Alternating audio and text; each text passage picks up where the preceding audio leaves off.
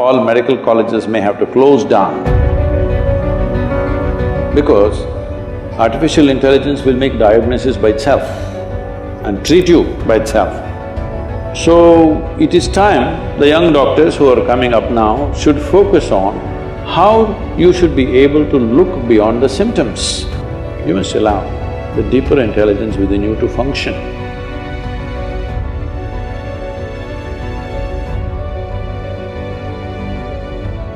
The antibiotic resistance is increasing day by day and Ayurvedic practices are declining day by day. So how do we create a perfect amalgamation between the practices of Ayurveda and Allopathy? Ayurveda and Siddha and naturopathy is growing big time in the West, particularly in Europe, very big. In India, of course, it's dying because they have to approve it for us to take it. Without their approval, we cannot take it. But we must understand the difference between allopathy and these other Indian systems. Right now, an Ayurvedic doctor is going to another medical college just like you go for 4 years or 5 years or whatever. So what he's learning is a downgraded medicine, downgraded understanding. An Ayurvedic doctor or one who wants to practice Ayurveda should not go to a 4-year course. You have to invest your life in it, otherwise it won't happen. Traditionally, from childhood, they learn to feel the herbs, they learn to feel the people, the pulse and this and that. This is developing a certain intuition where we don't go by the symptoms that you're showing on your body right now. We don't see your temperature and say, this is what it is. We don't look at those symptoms. We learn to look much deeper into the system to identify what exactly is right and wrong with your system. This will take a different level of involvement. That involvement is missing right now. We're looking at things, if I do this much, I must get this job or I must get this place in the world. With this, these systems may not function very well. You must have heard this, the same medicine one doctor gives in Ayurveda and Siddha, the same medicine, in one person's hands it works very well, in another person's hands it doesn't work well because the person who gives it is as important as the medicine, because it's not working just by its chemical composition. The entire allopathic system is working out of chemical composition. Anyway, there is a danger that in the next 25 years, all medical colleges may have to close down because artificial intelligence will make diagnosis by itself and treat you by itself. Surgeries are all happening now, robotic surgeries are happening. Still human beings are needed because machines need to be upgraded. But in 25 years' time, even today, in United States, I know doctors. I saw a doctor whom I know very well. He is carrying an old BlackBerry, the first model that came, which is that thick and a huge capability. Every time any patient, whatever, he just goes there into his BlackBerry. I said, what are you looking in the phone and treating people? He said, no, Sadhguru, all my textbooks are here in this phone. I'm just looking and telling them. So if you can look, the phone can become smart enough now that it will tell by itself. If you just tell the symptoms to Alexa, she will tell you what you should do. So, this form of symptomatic treatment may become irrelevant after some time because you're just gathering data and processing it and giving an answer. This a machine will be able to do better than any human being because it can process much faster and much better and not miss anything. So, it is time the young doctors who are coming up now should focus on how you should be able to look beyond the symptoms.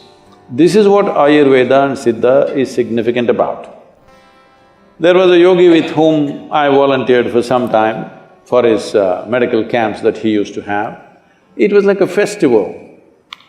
Okay, for everybody who comes to him, he has a joke to tell them and it goes on like a festival. Simply something he will give and people are cured, thousands of people will queue up for him every day. And he himself lived to be 106. So if somebody lives for 106 years of age, not in a geriatric state, fully active till the last day of his life, he must know something about health, isn't it? Hello? My great-grandmother lived to be 113, 113 years of age. I will tell you, this may sound absurd to you, but you must listen to this, because if you are not open, there'll be no new learning. Well, I saw her only after she's 100, but she was still very active. She was living all by herself in an open field. She built a small temple for herself, not for a god, for herself. She built a temple and she sat in it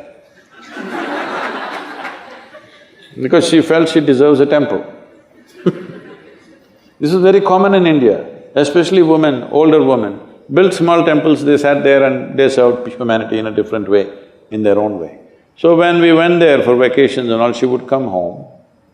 If you give her breakfast, she will take this and put it to the ants, to the squirrel, to the sparrows, everything.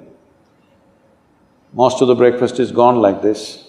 There are self-appointed advisors who look at this and say, "You old woman, you don't eat anything, you will die." They all died.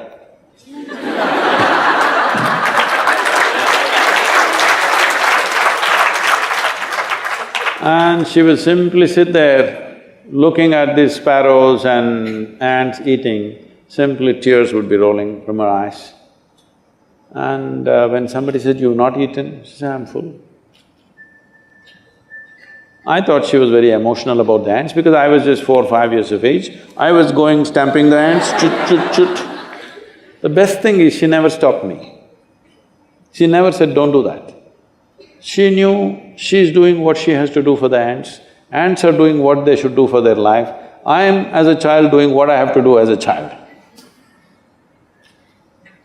When I sometimes saw her like this and I asked, "What is this happening to you?" She would just laugh loudly and she would say, "Someday you will know." It took me over 25 years to know this, that your life is not nourished 100% by the food that you consume and things that you do.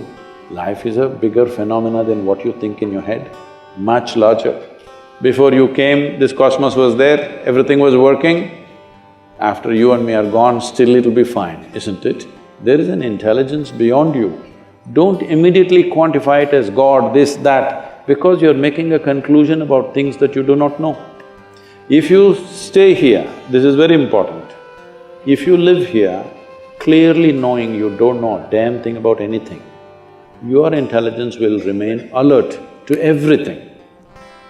But you make conclusions, reading a book, listening to this and that nonsense, you say, "I know this, I know that, I know that." The moment you identify with your knowledge, you will become very small, because it doesn't matter how much you know, still what you know is a minuscule in this existence, isn't it? But our ignorance is boundless. This is called as the intelligence of ignorance. If you always know that you do not know, your intelligence will remain super alert. Whether your body is awake or asleep, it will remain super alert. This is what a doctor must do, because I'm sorry to say such things, you may know medicine, you might have read all the books in the world, you might have treated many patients, but still, everything seems to be perfect, somebody will die in your hands. Everything looks like he's going to die, he will sit up tomorrow morning. You will see this happening, yes or no? So, there is intelligence beyond you and me, there's an intelligence which makes us happen, there's an intelligence which can make a mango into a human being. If you don't allow that to function within you, if you think everything is in your head, you will become a dumb doctor. You must allow the deeper intelligence within you to function.